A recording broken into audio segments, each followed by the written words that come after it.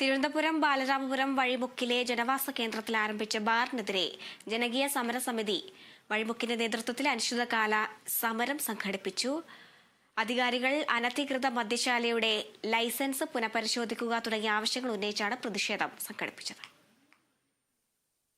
രാവിലെ 11 മണി മുതൽ ആരംഭിച്ച ബഹുജന പ്രതിഷേധത്തിൽ സ്ത്രീകളും കുട്ടികളും അടക്കമുള്ളവർ പങ്കെടുത്തു.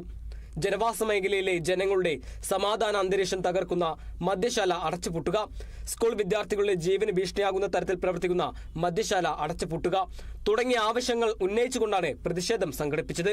പ്രശ്നത്തിന് പരിഹാരം കാണുന്നതുവരെ പ്രതിഷേധ സമരവുമായി മുന്നോട്ട് പോകുമെന്ന് Neyyattinkara municipality ward councillor Shamila പറഞ്ഞു. തീർച്ചയായിട്ടും ഈ സമരം വരും ദിവസങ്ങളിലും ഇതിനേക്കാളേറെ പ്രക്ഷോഭവുമായിട്ട് മുന്നോട്ട് പോകും എന്ന് തന്നെയാണ്.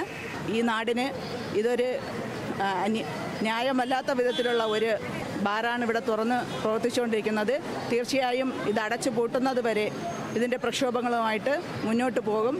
ഇതിനു വേണ്ട എല്ലാ പിന്തുണയും ഒരു കൗൺസിലർ എന്ന നിലയിൽ നടത്തും എന്നുള്ളത് അറിയിച്ചുകൊണ്ട് മുന്നോട്ട് പോവുകയാണ്.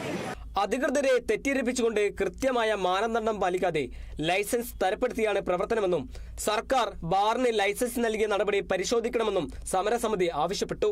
അനിശ്ചിതകാല സമരം തുടരുമ്പോഴും സമരക്കാരുടെ മുന്നിലെത്തുന്ന മദ്യപ സംഘങ്ങൾ സമരത്തിനിരിക്കുന്നവരെ അസഭ്യവർഷം നടത്തുന്നത് തുടരുകയാണെന്നും ജമാഅത്ത് പ്രസിഡന്റ് നസീർ പറഞ്ഞു.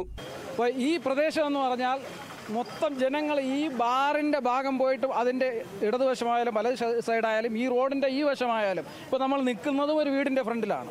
മൊത്തം അതായത് റെസിഡൻഷ്യൽ ഏരിയയാണ്.